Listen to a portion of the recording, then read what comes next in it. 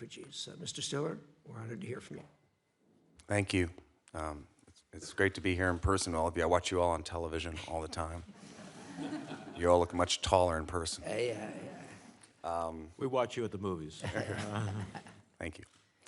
Chairman Reich, Ranking Member Menendez, and members of the committee, I am pleased to be here today in my capacity as a Goodwill Ambassador for UNHCR, the UN Refugee Agency, to discuss the ongoing needs of Syrian refugees and their host communities.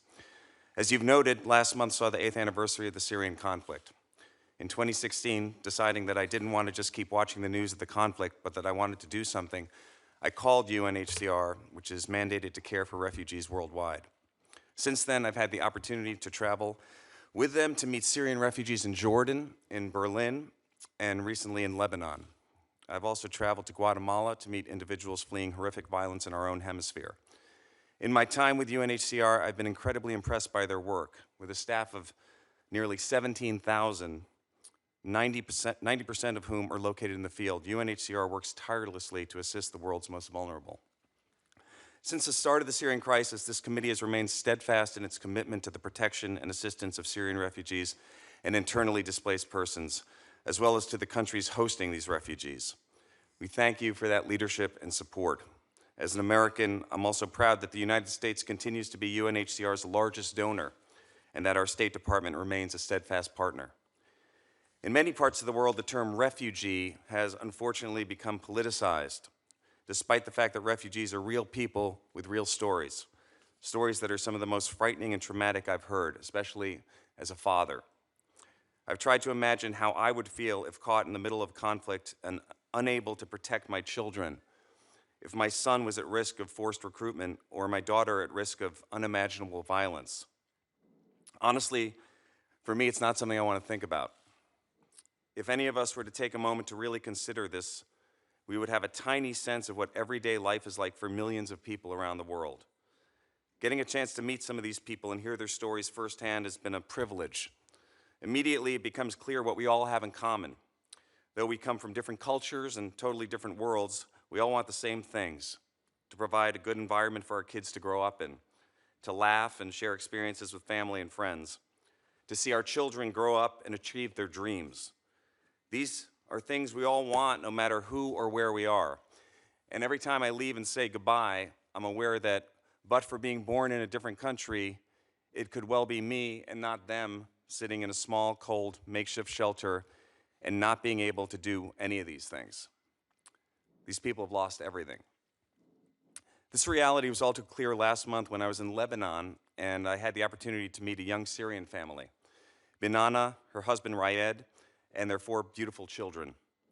They've lived in Lebanon as refugees for 8 years now and have desperately struggled, constantly moving and constantly looking for work. Rayed has resorted to trying to sell his kidney on Facebook. And last year, when Binana was pregnant with her youngest child, a friend suggested she sell her baby to help make ends meet. Binana didn't do this, but the suggestion sheds light on the family's desperate circumstances. Their children, including amazing 8-year-old twins Yazan, a boy, and Razan, a girl. These 2 kids were very special, and I was very affected by Yazan's courage. He, just a very sweet boy, and he overheard his parents talking about their struggles, and he offered to help by selling vegetables on the street for income for the family. And he's this very little kid, and his parents didn't want him to work, but he insisted, telling them that it was better than begging. And his father, Rayed, explained that Yazan is an excellent salesman. And so I asked him, I said, what makes you such a good salesman? And he said he's good at selling because he's so cute.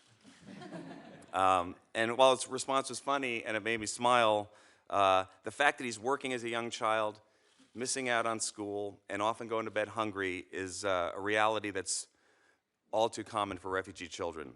And this family receives cash and assistance, food assistance through UNHCR, but it just isn't enough for them. The overwhelming majority of Syrian refugees have always been and still remain in the countries bordering their homeland.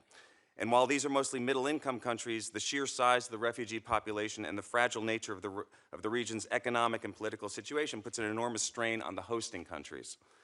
The majority of Syrian refugees want to go home one day. but most don't believe that such return is possible right now. They fear for the security of their families, as well as the prospect of military conscription, lack of documents, and lack of basic services, or just for their livelihoods there. In Lebanon, I heard these exact concerns firsthand. UNHCR is working with partners to address these obstacles. When the time is right, UNHCR will be there to support organized, large-scale repatriation efforts, as it has done in many parts of the world. Some self-organized returns are already happening. These families have made a highly personal decision to go home, and UNHCR respects and supports that decision. UNHCR is present at points of departure in host countries to ensure that returns are voluntary and to provide advice on documentation and other key issues. But in order to fully assist those who return and to monitor conditions, UNHCR and other humanitarian agencies need unhindered access to areas of return inside Syria. While access is slowly improving, it is far from being widespread or systemic. Because it's clear that large-scale return will take time, we should expect a significant Syrian refugee population outside of Syria for the foreseeable future. In the meantime, Syrian refugees have told us what they need, and we should listen to them. They need education for their children and the ability to work and provide for their families. They don't want to be dependent on aid and to sit idly for years. Refugees have the potential to contribute to the economic and sociocultural lives of their new communities, whether those communities are in neighboring host countries, in resettlement countries, or ultimately back in their home countries where they can help to rebuild after years of conflict. We therefore need to provide the host countries with long-term structural support. We need to help them ensure that their health services, education systems, and livelihood opportunities are available to refugees, and also that the needs of their own citizens are addressed so that both groups are able to thrive. Done smartly, humanitarian aid and development aid, not only in the Middle East, but in Africa, Central America, and elsewhere, can help address root causes in countries of origin, provided needed support to transit and destination countries, and help stabilize fragile regions of the world. The United States has been the most generous donor to many humanitarian crises, including the Syria situation, and I urge you to maintain this generosity. 8 years into the crisis, we must not look away. We cannot let Syrian families go deeper into destitution and cannot let their children be part of a lost generation. We need to ensure that these families can live in dignity and look to the future with hope. We need to ensure that these kids, like my kids and your kids, can have a childhood and achieve their dreams. Ultimately, we need to help create the conditions that will allow the majority of Syrian refugees to return home when the time is right, as they so desperately want to do. Thank you.